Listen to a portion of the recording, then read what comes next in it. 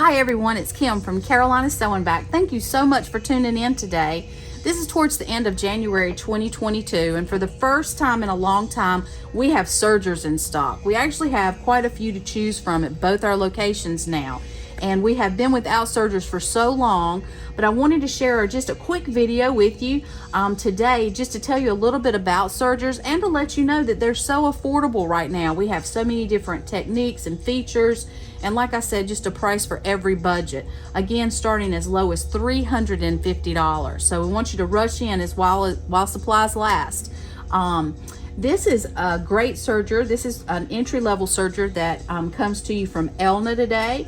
It is a 4-thread serger. It's a 4-3-2 thread. So we can do a regular 4-thread overcast like you see on a lot of garments, cottons, knits. Has that great stretch when you pull on that stitch. You have variable stitch length and width, along with it'll take heavier threads, decorative threads, your regular serging threads, easy tensions. Everything is set usually around 3 or 4, and you get a great stitch no matter what fabric you're sewing on. It has a really nice built-in feed mechanism that makes serging easy, is strong, pulls your fabric through. All sergers are built a little bit different, and they all do a few different things. Today I just wanted to do a little quick Valentine's Day project on this. I know it's that time of year, so we want to do rolled edge on the edge of some great quilters cottons to create bags. So I've got two different models of bags we want to show to you today. And so what we're going to do is, if you've never sewn before, on a sewing machine, we don't ever like you to sew when you're not in fabric. So we always want to have fabric beneath the foot when we sew. When you're serging, it doesn't matter. We call it a serger thread tail. It comes out the back of the machine when it chains off. Sergers are a little bit louder than sewing machines, and they sew a whole lot faster, which is something that I love. So this one today, like I said, you can do a 4-thread. We're set up for a 3-thread rolled edge. I've already got that going. So I have my right needle in, and my upper and my lower looper thread is threaded. And I just want to do a little test stitch here, make sure that we've got a nice stitch. I like to begin serging by lifting up the foot. Doesn't matter what serger I'm on, I like to lift the foot up and get the fabric started.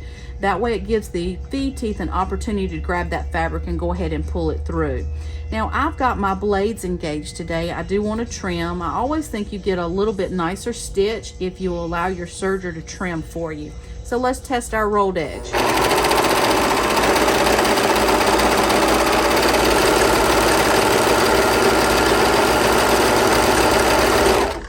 This does a beautiful rolled edge. It might be a little bit hard to see that white thread on this white fabric, but that is exactly what we're looking for. And this is what I'm talking about with the serger tail. Most sergers will have a knife at the side where you can cut your thread when it comes up, or you can drag it around the front and just let your blade trim it. Either way, I'm going to go ahead and just cut this one here. And I have, with my first bag, it is gonna require a little bit of sewing on our sewing machine as well, just a regular straight stitch. But let's go over the project in front of the serger and do our rolled hem here, and then I'll take it to the machine to do our straight stitching and meet you back. So this is a piece of fabric, and literally you can choose most any size you want. Your bag can be a lot larger than this. This is a great style bag to even go as large as a yard by yard if you wanted, for a Christmas gift, you know, when you need those big bags at Christmas times, or maybe you're gifting a whole quilt, or maybe you've just got a bag and you want to stuff it. This is a simple bag, the way it goes together. The piece that I'm using today, like I said, it's just a regular quilter's cotton, and it measures 6 across and 14 down. And what I'm going to do is, on my serger, I'm going to go ahead and I'm going to serge all 4 edges. Now what's that going to do? It's going to give me a nice finish on all my edges, so I don't have to worry about anything unraveling. With this particular bag, the first one, you're not even going to see the rolled edge that much, but I just love that tight little rolled edge on bags like this rather than seeing a regular serger edge. So we're going to go ahead, and I have pressed some creases in this bag before we even begin serging, and you can see those. And the reason that I have is, you can see when these fold down, it's just a simple bag. The pleat's gonna come in at the bottom about 1 inch in, and we're gonna stitch that up on the machine. But let's get our rolled edge on here.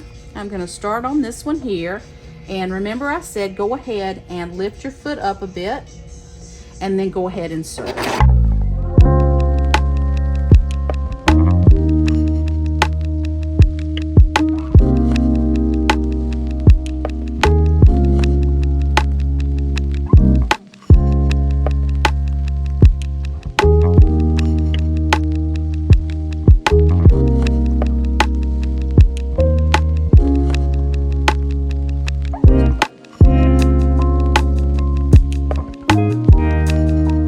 So I have serged all 4 edges.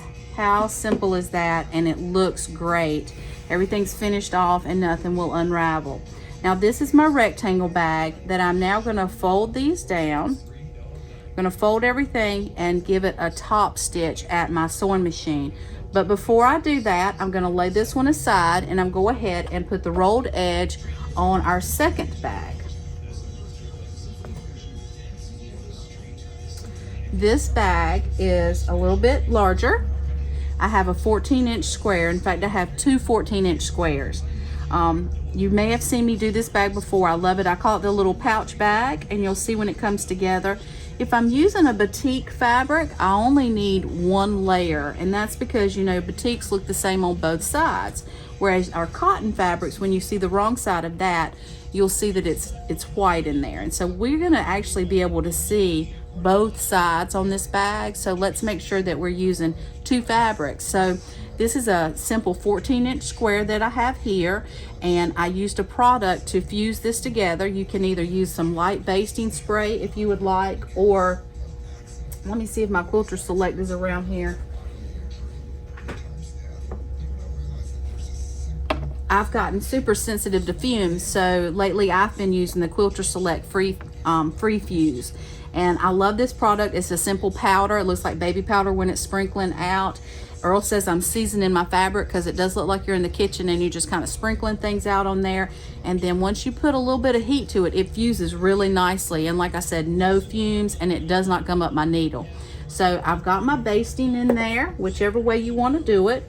And you can serge with your rolled edge on either side because they're both the same. But let me go ahead and do my corners and everything. We're gonna go do all sides on here, and then we'll be stitching our bags together. So as I begin, I'm gonna go ahead again and let it start in the fabric just a bit. And you'll see me as I stitch, when I turn my corners, I normally like to clear my corner just a bit. You'll see what I'm doing when I'm tugging my fabric like that, and then just do a 90-degree rotation, and you get a perfect corner every time. So let's go ahead and start.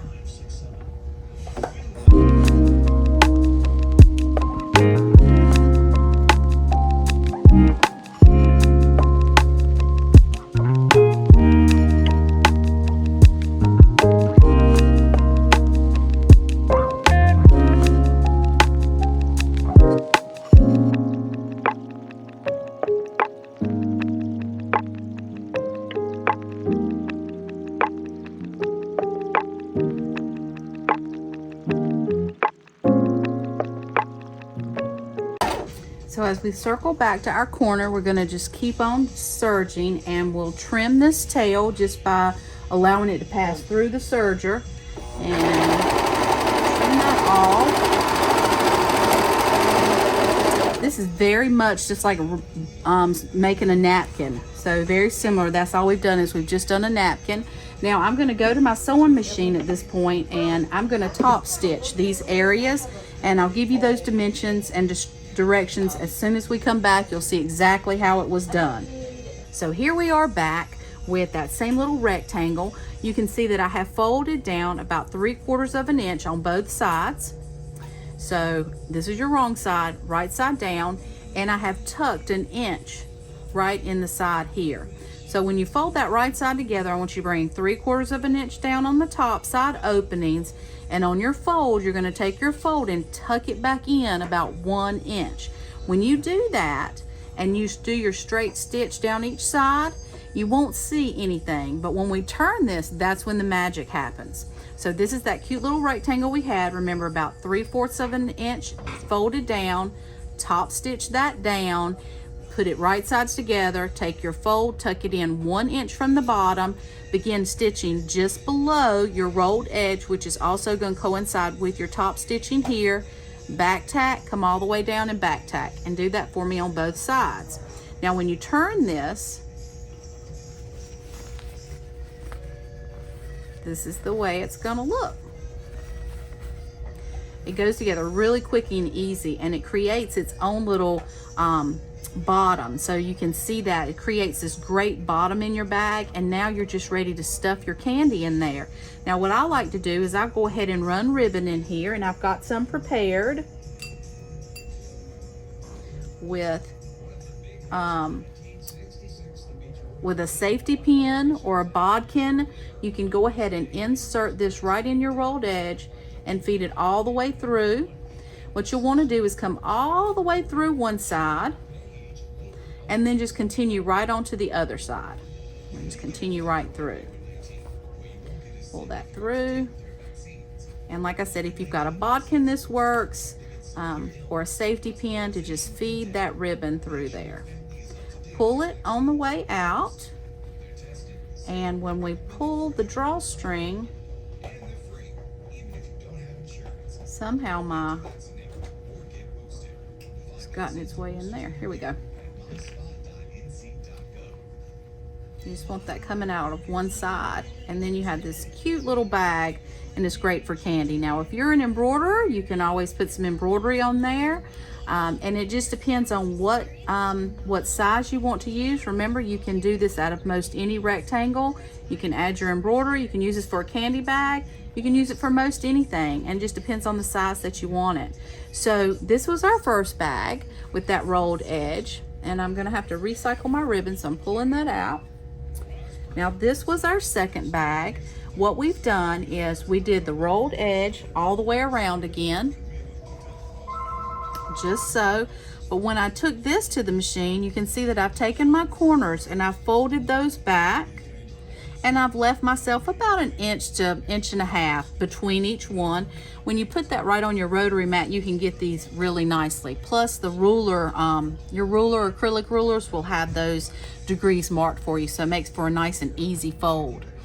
You're gonna fold those back, and then I want you to just give me a top stitch right where our fold line is, right across here on each one, and you will need to back tack. Now I have dropped my ribbon, so I'm gonna grab that real quick.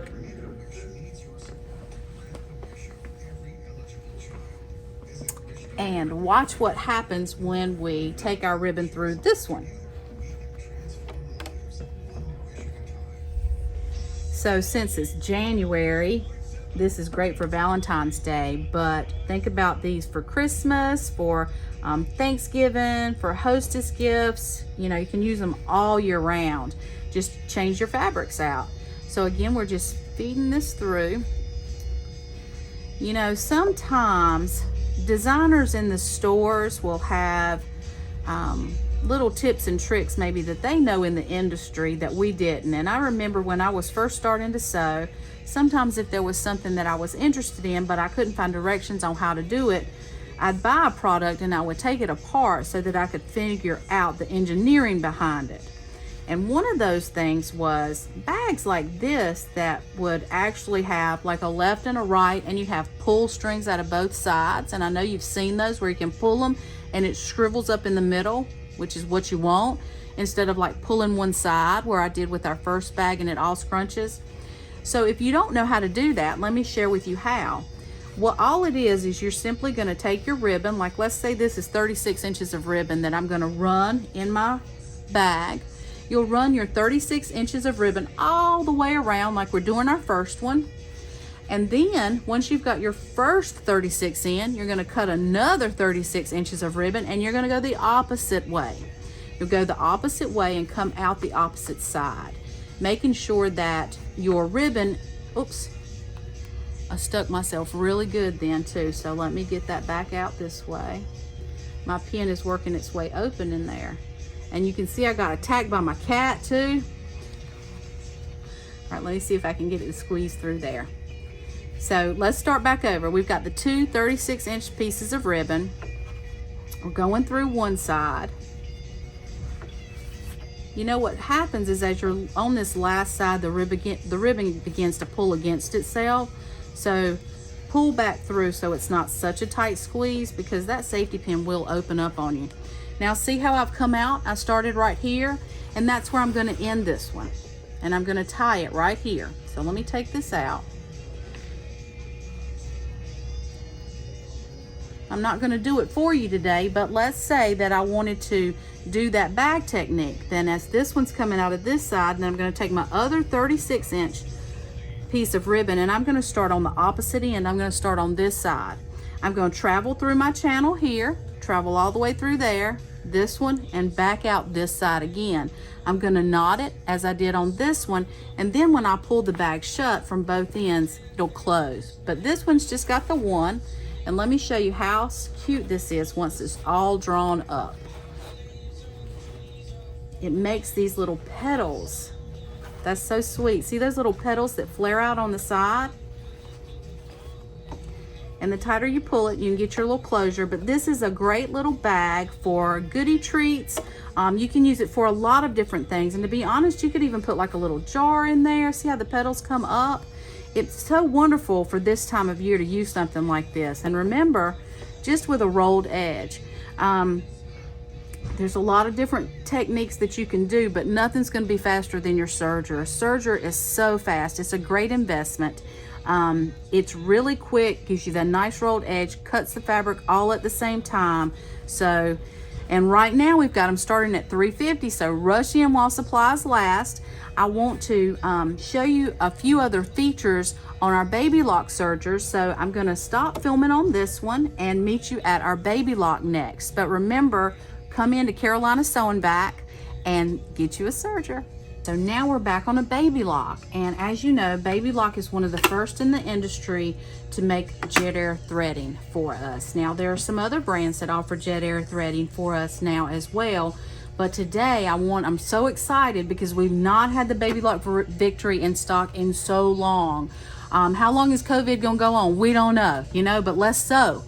But the Victory has been out of stock for so long, and like I said, we do have a good supply of them right now. So while supplies last, we hopefully will be able to offer this to you at our Raleigh store and our Cary store, and we'd love to see you come in. Let me show you some of the features on this one. Baby lock has brought us no tensions with this particular model. So your Victory is a 4-thread, 3-thread, 2-thread serger that has no adjustable tensions. And so what that means is your serger is smart enough to detect the thickness of your fabric and how much thread you need to have delivered onto your stitch. I don't know how that works, I just know that it does, and it works every time. You still have great adjustable stitch length and width. We of course have our regular 4-thread, 3-thread, 2-thread overcast along with a 3-thread rolled hem, which is what we were doing on our cute little bags.